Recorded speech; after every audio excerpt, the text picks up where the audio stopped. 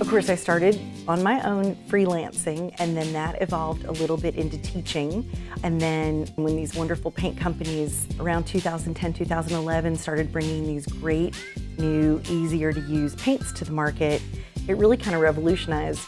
painted furniture and painted finishes for the home. That's when I opened my first shop in Cooper Young. Then it seemed like the right thing to do to kind of meet in the middle and be able to really focus on